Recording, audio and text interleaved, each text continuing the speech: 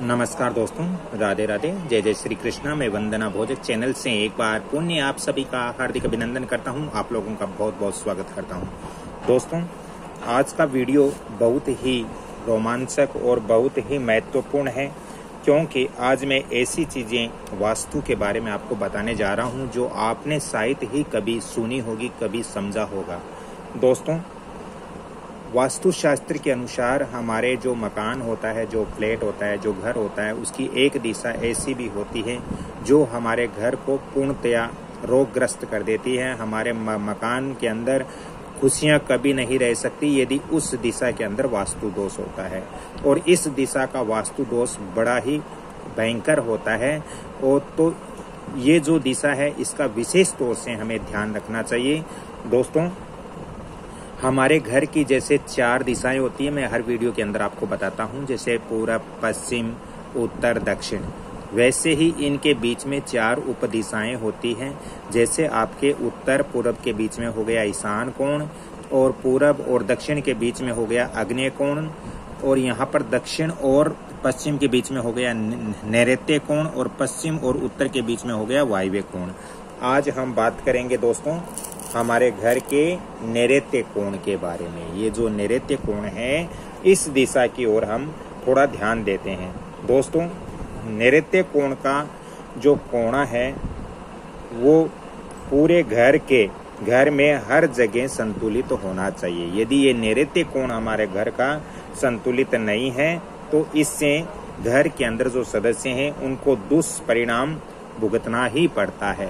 इसलिए ये जो नैऋत्य कोण है, यानी दक्षिण और पश्चिम के बीच का जो कॉर्नर है, नैऋत्य कोण, इसको हमें वास्तु अनुसार ही रखना चाहिए।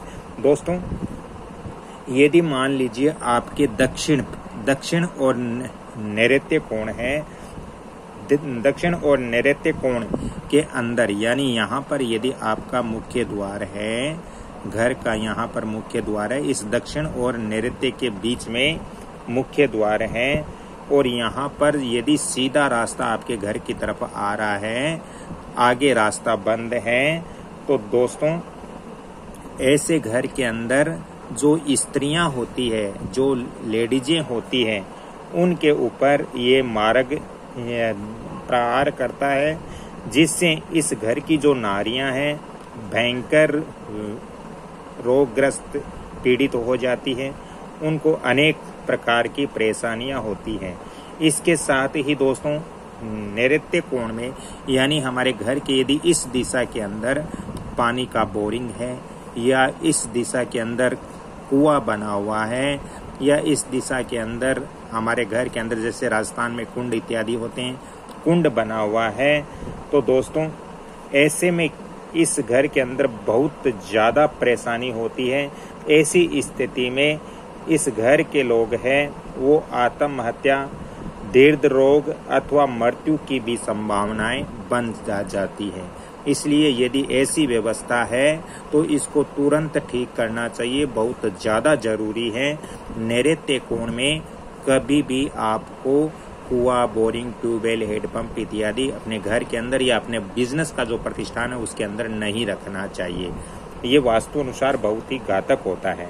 दोस्तों, पश्चिम नैऋत्य के अंदर, यानी मान लीजिए ये हमारे घर की पश्चिम दिशा है, ये नैऋत्य कोण है, और यहाँ पर यदि हमारे घर का मुख्य द्वार है इस डायरेक्शन के अंदर, और यदि इस दिशा में सीधा रास्ता है, यहाँ पर सीधा रास्ता है, आपके घर के बिल्कुल सामने है, आपके मुख्य द्वार के बिल्कुल ठीक सामने है, तो दोस्तों यहाँ पर ऐसी स्थिति के अंदर इस मारक प्रहार हो, तो दोस्तों ऐसे घर में पुरुषों को ज्यादा कष्ट होता है।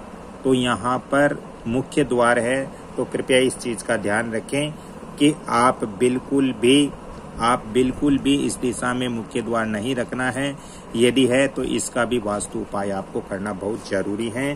दोस्तों, मेरी आज की जानकारी अच्छी लगी तो वीडियो को लाइक शेयर सब्सक्राइब जरूर करना और बेल आइकन घंटी के निशान पर भी क्लिक करना। आप लोगों जब शेयर करते हो सब्सक्राइब करते हो तो मेरा मनोबल बढ़ता है और मैं ऐसी और आगे आपको महत्वपूर्ण रहस्यमय जानकारी देने का प्रयत्न करता हूं। तो आपका भी कर्तव्य है कि आप वीडियो को जितना ज़्यादा हो सके लाइक करें, शेयर करें और सब्सक्राइब जरूर करें। तो ये इस दिशाओं का हमें विशेष तौर से ध्यान रखना चाहिए। इससे आगे की जो जानकारी है वो अगले वीडियो में मैं आपको दूंगा। तब तक के लिए मैं आपसे क्षमा चाहता हूँ। यदि वास्तु और ज्योतिष संबंधी ज़्यादा परामर्श चाहिए तो आप फोन नंबर नोट कर सकते हो 7901718402। दोस्तों साथ ही एक चीज़ और मैं यहाँ पर आपको बताना जरूरी समझूंगा, क्योंकि आपके पश्चिम और दक्षिण की तरफ भी यहाँ पर कुआं, बोरिंग, ट्यूबवेल, हेडपंप नहीं रखना है। इस चीज़ का भी आप ध्यान रखें। जय श्री कृष्ण, राधे राधे। आप अपने मकान को पूर्ण वास्तु अनुसार बनाने का प्रयत्न करें। यदि किसी प्रकार का वास्तु दोष है तो उसको ठीक करने की कोशिश करें ताकि आपका जीवन अच्छा निकले। जय श्री कृष्ण, धन्यवाद।